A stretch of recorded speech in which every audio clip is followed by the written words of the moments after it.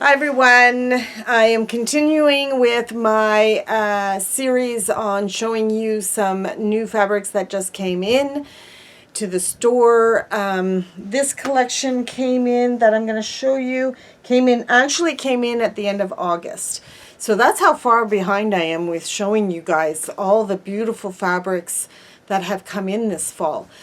We are in December, and that's when I found a day where I haven't been overwhelmed. I'm trying to get a lot of deadlines done, so I thought I would take a few minutes to show and do some filmings. Now, of course, it's not a few minutes, it's a couple of hours to do these filmings. So and as I say, you see me in the same outfit because I'm just doing them back to back to back. So anyways, I wanted to show you this one because this is just a stunning collection for young or baby quilts, and this really does read for baby quilts. So let's get to it. This one is called Little Fawns and Friends. I will, like always, I'll put the link to the collection down below.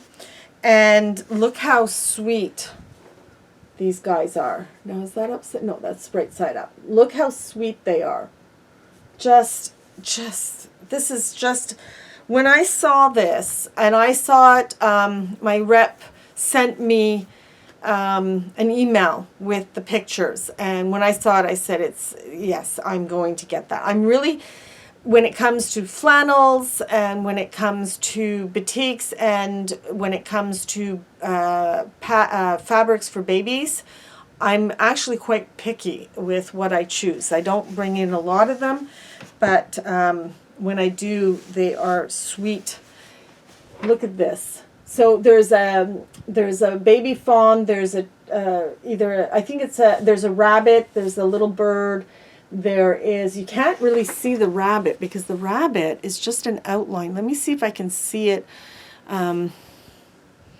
Here it is. Wait, right here. I don't know if you can see that. It's hard because it's technically, this is the foot where my finger is, and it comes up to the back. These are the ears here. So I think, and then this is the little nose and the little front paws. So it's kind of hard to see, but once you see it, you see it. But and then there's this little red squirrel, and then there's this tiny little hedgehog.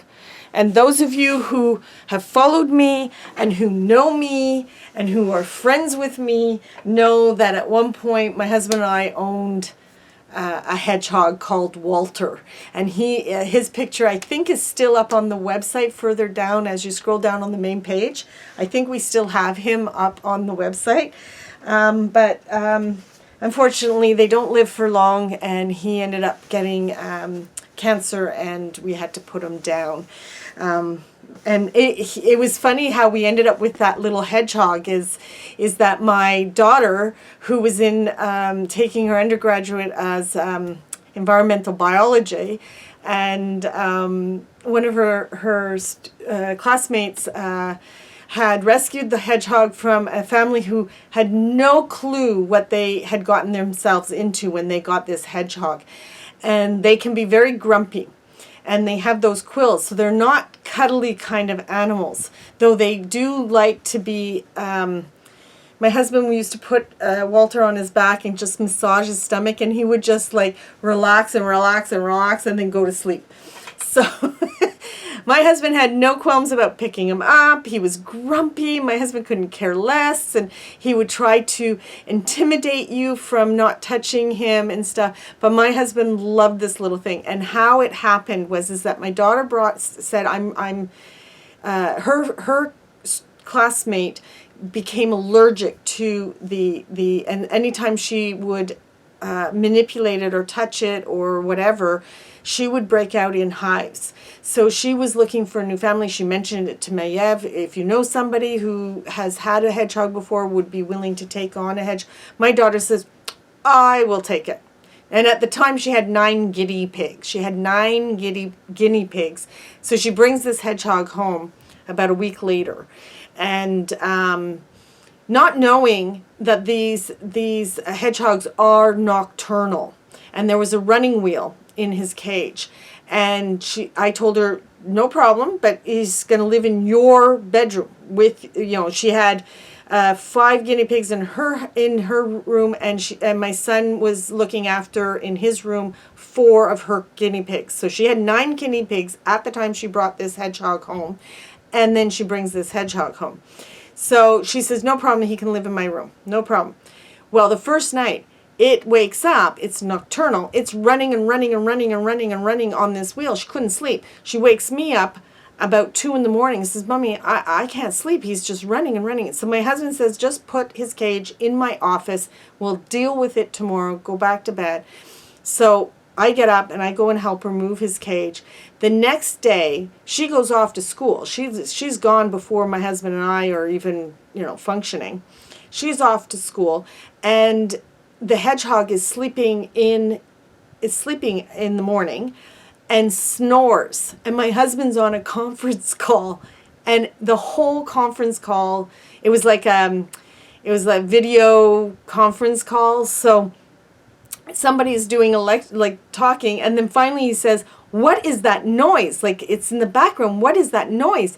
And my husband starts laughing and says, it's my daughter's hedgehog. He snores. And and we just got it. It's a second, she's rescued it. Her friend rescued it and tells the whole story and everything. They had to see this thing. So my husband picks it up, takes it, shows it off to his colleagues on this conference in the middle of a meeting. And then finally he says, yeah, and they thought this was fascinating. My husband fell in love, and that was it. It was his hedgehog. He stayed and lived in my husband's office. He got the hedgehog special food. He got it a warming lamp for the winters because it needed a little bit of extra warmth. Our house can be cold.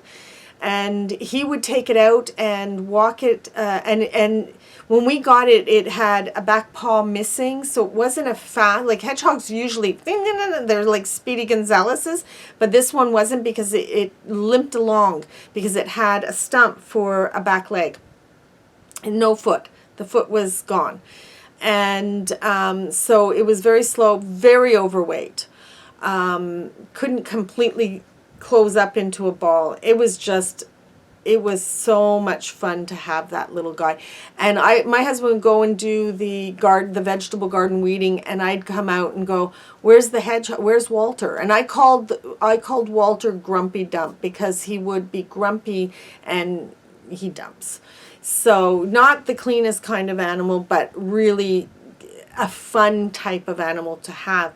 But I do not recommend, if you do not know what you're getting yourself into, these exotic animals are very special, and they need special attention. And yes, they're tiny, and yes, they live in cages, but they still need to be manipulated, touched, and fed properly and looked after properly. And this hedgehog that we got was never properly looked after. It was like they're supposed to eat fruits and tomatoes and things like that. This hedgehog it would eat its mealyworms, live mealyworms. It would eat live grasshoppers, and it would eat dead spiders in the basement. My husband would bring it down in the basement and let it roam. My husband would come back into the room, because at the time when my daughter lived with us, we had a TV room in the basement, and my husband would go down to watch TV and let the hedgehog just roam all over the place.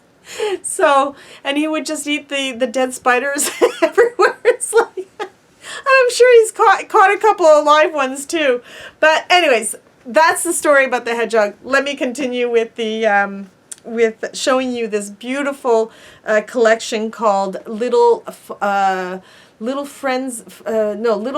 Friends. Little Fawns and Friends. So this is kind of a leafy,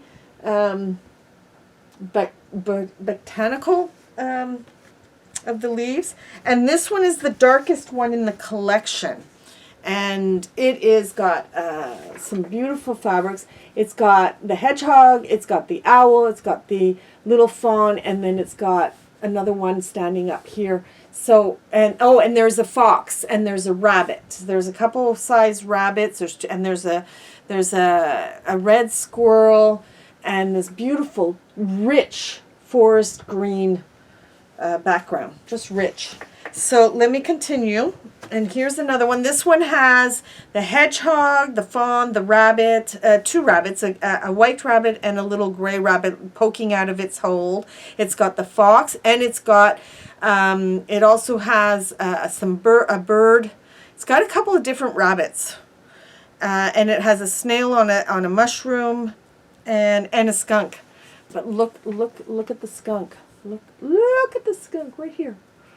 And see, it has the fox, it has the red squirrel, it's got the hedgehog. Let me see if I can find, see, there's a rabbit here, there's some rabbits here, there's also a white rabbit over here. There's the white rabbit right there. And then it has some snails and some little birdies. But the skunk is just cute. And they have a hedgehog. They have a hedgehog on a stump, but there's another hedgehog of it right over here. Another hedgehog. So sweet. It is made by.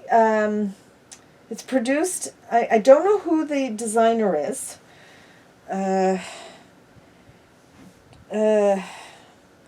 Nina Strangner.